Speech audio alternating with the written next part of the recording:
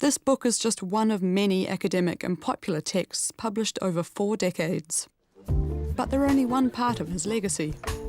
He taught history to generations of students at universities in Otago, Toronto, and around the world. He pioneered not only an emphasis on studying original texts, but also the value of oral history as a serious tool of the historian's trade.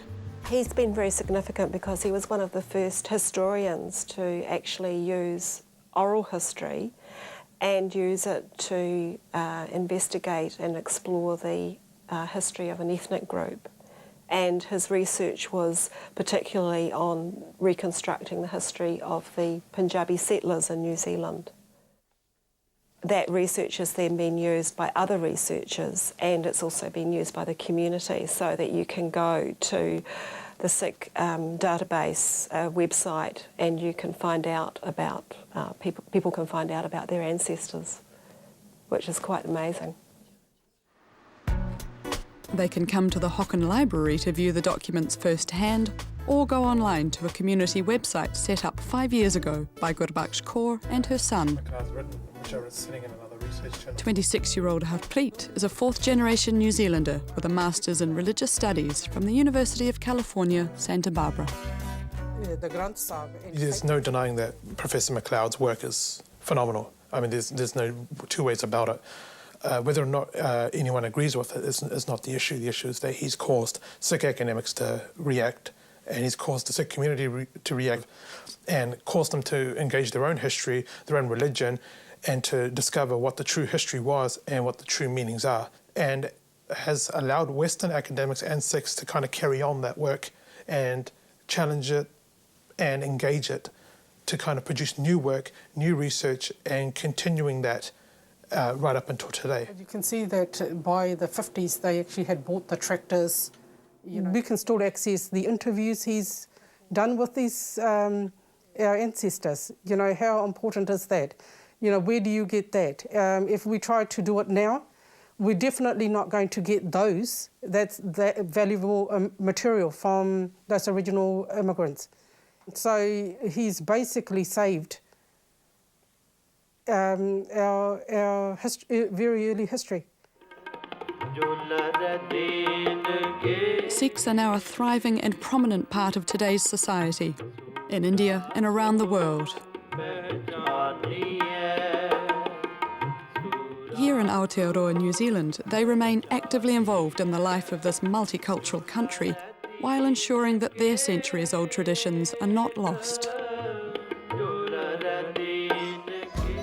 Drawing on her own multicultural heritage, Ruth is continuing Hugh's legacy as a teacher. Oh, I actually got into it because my parents strongly suggested I did. We're not scared. Uh-oh. A river. Dad said, well, we just still think you should go for teaching. And Mum had always said to me she thought I should work with young children. So I thought, oh, I'll give it a go. He loves it, and he likes to hear things, little stories that I've said. He's always very interested, and I think he's very, very proud. Yeah. A swirling, whirling snowstorm. In terms of the kind of community I needed to teach in, there was never any question for me. It needed to be in a multicultural environment. What I want them to leave here with is a strong sense of a belief in their position in the community, that they belong here, that they're a huge central part of it. That's what I want for them. Now 76, Hugh's work is far from over. Still passionate, the writing and research continue.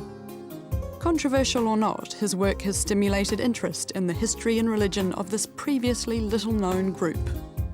For me, personally, the fact that this person from a culture different from mine, a religion different to mine, has spent almost his entire adult life studying us, and that he knows more about me than I know about myself.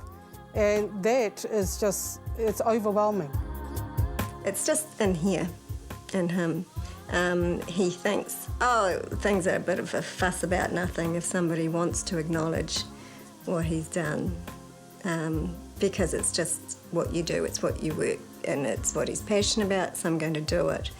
There's no need to make a big deal about it. Very humble, very, very humble person. It's been exciting and interesting and at times challenging. And we've had a great time. I take great pleasure in the friendship of the many Sikhs. I suppose that's the best part of this work.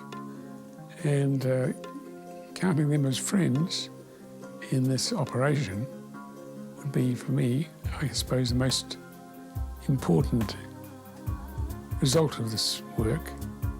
Once you get involved in it, you just want to go on. There's always more to learn, more to understand, more to realise.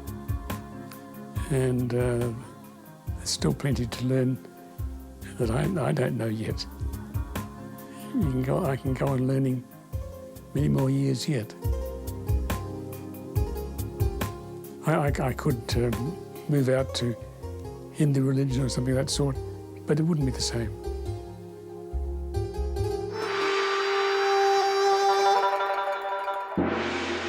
Just days before a fall from which he never recovered, Hugh put the finishing touches on a manuscript to be published into a book by Penguin, one last carefully researched book on Sikhism in India. If you're interested, his work on Punjabi history in New Zealand is available online, and many of his books are in print as well.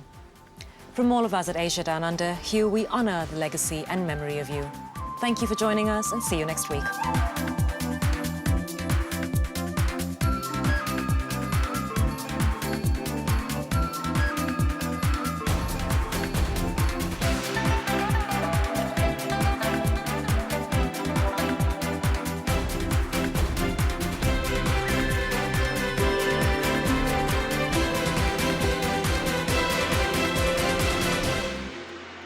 This programme was made with funding from New Zealand On Air.